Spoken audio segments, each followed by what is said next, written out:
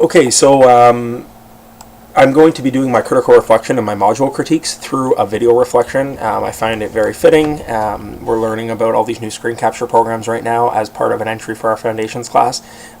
So I've tried a few different ones and I've been helping people out with it all week. So I feel like it only feels right that I do screen capture and try and get all of my information in just a different manner. So yeah, what I'd like to start with is kind of looking at just a critical reflection as far as everything I've taken away from the past few weeks with regards to actual knowledge with my professional growth, and obviously how I've developed all of my mental understanding with mathematics, and I guess in particular trying to battle the whole idea of looking at procedural versus conceptual, and how do you get to procedural level knowledge without having some conceptual knowledge. And I think that's something that I was trying to talk about in my math history, that a lot of our knowledge does evolve from having some kind of understanding or some kind of idea, and then obviously it becomes more procedural and you start to understand things more systematic. But to get our students there, you need to try to really promote conceptualizing math, and just trying to make things relevant. And I can see that we did do that a lot in this course. When looking at some of the documents that we were to do readings through, on week 2 and week 3 we had a reading relevant to the Concrete-Representative-Abstract instructional approach, CRA, and I know that I kind of see a lot of that. I saw a lot of that in the past 8 weeks of this course, where we would be doing something or shown how to do something, usually with like a stated problem that you would give us and then we would dissect it and solve it, and then we would use kind of a representational way of doing it, and you would try to get us to see the exact same thing in multiple ways. And I found it to be very effective, because at first it was like, didn't we just do this? Is this the same question? And then, but the reality is we were doing it backwards, or we were flipping it around, or we were adding a new step to it, or a new manipulative.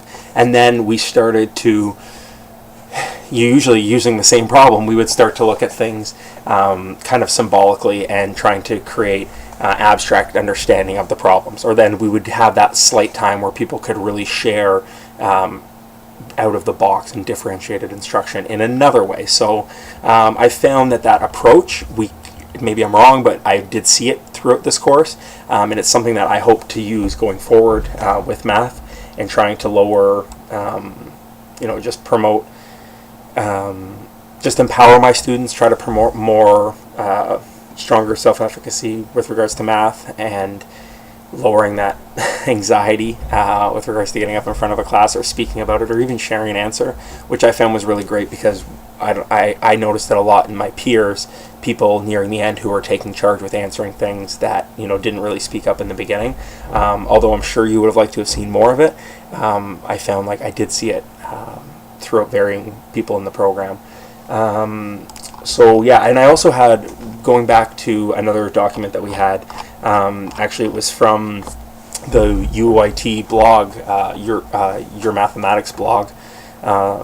You have a write-up in there relevant to adapting math instruction to support new student teachers, or new teacher candidates. And I found it really interesting that the document from 2012 speaks to the reality of 90s and late 90s and early 2000 students who went through really bad times with math and being taught math in a poor way, or a lot of teachers or educators around that time, I guess, there was just not a lot of support for it, and a lot of teachers suffer from the math problem themselves and the anxiety problem, and I was a victim of that in a lot of ways. I can't really ever say at one instance did I have like a math prof or like a teacher that really flourished in math. Maybe grade 5, like with Mr. Maglioli. Probably shouldn't be using any names. Great, all my teachers are great, but I'm sure he was one of my stronger math teachers. But that's going back, man. You're talking 20 plus years. So, yeah.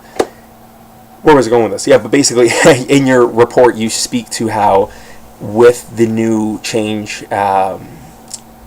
just with the relevance of math and the problems with math, and new students suffering from the same problems that I went through as a student, we don't want to be passing that on, and that teacher programs, Bachelor of Education, should promote having more math training, and I think it's super important, like extremely important, and your document speaks to how you should even have some training up to grade 12 and really push the math on when you're qualifying these teachers. And I strongly believe in that, coming from someone who is weak in math.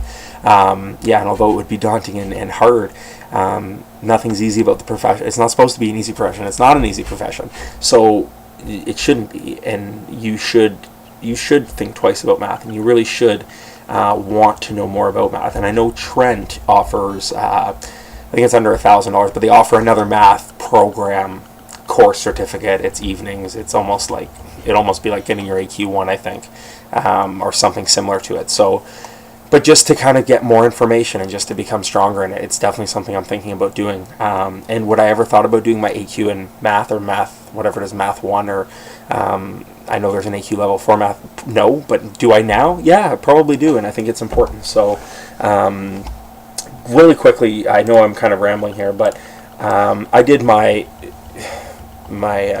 professional development through Math NZ modules, New Zealand Math. I found it to be very strong. I got through 3 complete modules in 5 or 6 sit-downs. So an example here, this is pulled from one of the weeks, and it speaks to just basically backwards questions, and I just think that they're very great. They use different language, they ask you the question, the same thing in a multiple ways, and it just makes you second guess yourself, and it makes you think a little bit more critically, which is, the manner that you should deal with math. Excuse me. So these are great ways to make connections for your students. You can showcase how students will use fractions in these areas. It's kind of like columns, like matching left and right terms. But I thought it was really strong in basically getting me to see that I really, I really don't know exactly the big picture with terms and relating them to the actual practice of how something's laid out when you're talking about a part-whole comparison or a measure. So, it was just interesting. So I noticed too that they had, for instance, they were able to show fractions in multiple ways, and that's just something that I know we were speaking a heck of a lot to, that they can understand things through the use of, different manipulatives. And we also did, part of my reflection I did actually a physical text. So I went from doing a few online modules, and actually these were some that I had a lot of trouble with. And although I was able to get through chapters 1 and 2 of one of the fractions documents that were available to us to pick from as far as our guidance or modules, I found that there was parts of it, even on chapter 2, which is grade 4, grade 5 level, that I was like, what? Like, what's this? What is this asking me? So the good thing is I did use peers to try to overcome that. I didn't leave anything blank in my submissions. I did try and tackle everything, but I made it clear that, things were confusing to me. What else was I trying to bring up here? Sorry, I kind of got lost there talking about procedural and conceptual. Yeah, I guess basically I took away a lot from being in class and actually just kind of diving into problems, and then us being corrected and correcting each other on the use, special vocabulary, and the use of terms. And I think that's extremely important too, is like when your students are making connections to things, make sure they're making them in the right way. And I think you did that. You showed us that, and it was very strong. Like, you didn't let us move ahead when we were identifying a part of something or a piece of something. You would make sure that we're identifying it as a fourth or a third. So it was all these little things that just kind of reiterate the reality of being a math professor and being a math teacher, and getting your students to actually think about things. They can broadcast them in a conceptual manner, but they have to be transitioned into more procedural manner and procedural text when you're actually putting it into practice. So it's important in the conceptual stage that they need to identify things properly so that they don't make those mistakes going into writing things out or actually showing work. So when students are broadcasting things conceptually, they need to just be aware of that. I'm going to stop this here. I believe I had other things to drag over here on the screen, but I've kind of lost track of myself. I'm working off a laptop and 2 monitors.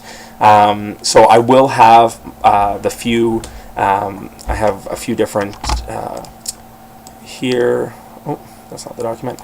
Okay, I have a few other links that I was able to use for just kind of developing a little bit of a write-up that I was working off of here. So I'll put that little blurb and I'll put up the links as well as far as my references, and I'll make sure that they're cited with this video. And yeah, again, thank you. It was good to be able to do this ISU. I felt the ISU was very strong. The NZ modules were good in a lot of ways. I would encourage people to take them and use them. I think they worked a lot better when I was actually had a pencil and I was able to go with something else and then transition that knowledge or use that knowledge. A lot of it was, multiple choice stuff, and so, a lot of it was anything I got wrong, I went back and made sure I got 100%, and then I would take pictures of the ones I got wrong so I could show, this is what I did and this is how I overcame it. So a lot of it was just a lot of reading, rereading.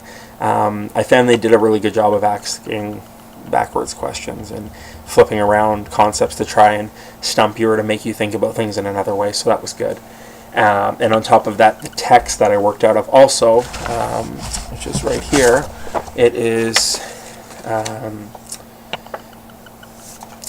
it's not it.